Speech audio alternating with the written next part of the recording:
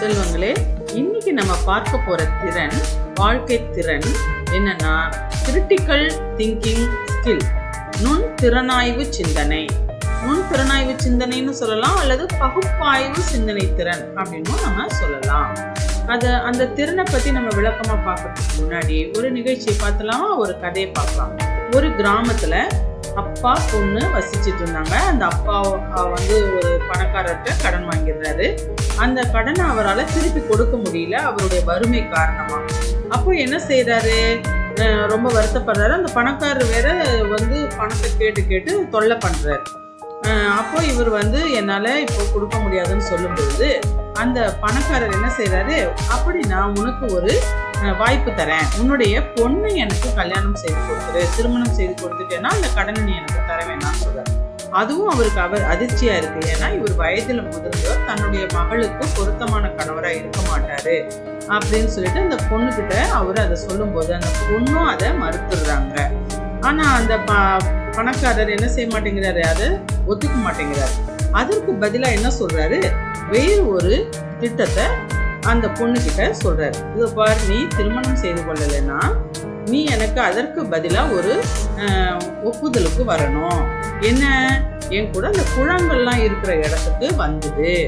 அந்த இடத்துக்கு வந்த பிறகு நான் என்ன செய்வேன், இந்த பையில ஒரு வெள்ளைக்கல்லும் வெள்ளை கூழாங்கல்லும் கருப்பு கூழாங்கல்லும் போட்டு தருவேன்.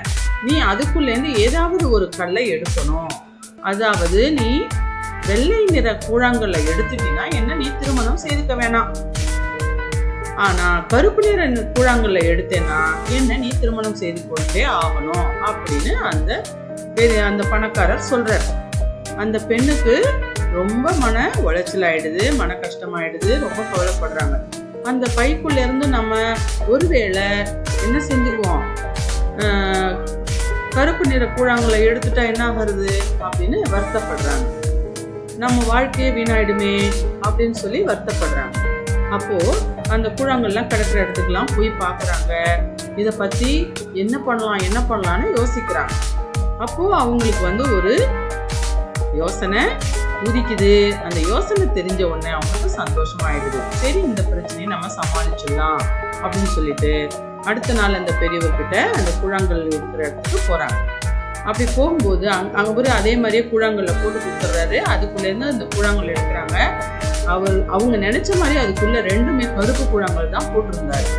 ஆனா இவங்க ஒரு கூழாங்கல்ல எடுத்த உடனேயே அவங்க இதை எதிர்பார்த்துருந்தாங்க, அவர் அப்படிதான் செய்வாரு, நம்ம கருப்பு தான் எடுத்துருந்தா ரெண்டுமே கருப்பு கூழாங்கல் தான் போட்டிருப்பாருன்னு அவங்க எதிர்பார்த்துருந்தாங்க.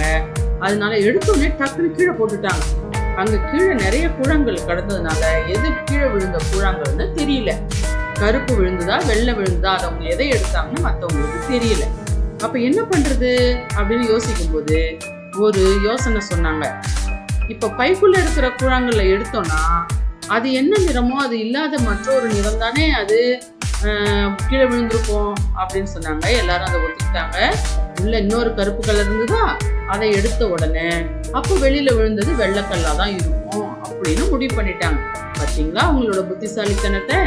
இப்போ அந்த பிரச்சனையில இருந்து அவங்க எளிமையா வெளியே வந்துட்டாங்க. அவர் என்ன செய்வாருன்னு அவங்க யோசிச்சு அதற்கேற்ற ஒரு திட்டத்தை தீட்டி அவங்க என்ன பண்ணிட்டாங்க, அந்த பிரச்சனையில இருந்து வெளியே வந்து. தமிழகத்துல நடந்த ஒரு நிகழ்ச்சியை பார்க்கலாமா. ஒரு தொடர் வண்டியில ஒருத்தர் பயணம் பண்ணிட்டு இருந்தாரு. அவருக்கு எதிர் இருக்கையிலையும் ஒரு வயதுல முதிர்ந்த ஒருத்தர் பெரியவர் பயணம் பண்ணிட்டு இருந்தார். அவரு ஜன்னலோரத்துல உட்கார்ந்து இருந்ததுனால அவர் கையில இருந்த வாட்ச் என்ன ஆயிடுச்சுன்னா தவறி விழுந்துருச்சு. தவறி விழுந்த உடனே மற்றவங்க எல்லாரும் பதட்டப்படுறாங்க, ஐயோ விழுந்துருச்சு. ஆனா இந்த எதிர் இருக்கையில இருந்த மனிதர் மட்டும் அமைதியா வேடிக்கை பார்த்துட்டு வர்றாரு ஜன்னல் வழியா. இதை பார்த்து மற்றவங்களுக்குலாம் ஆச்சரியம்.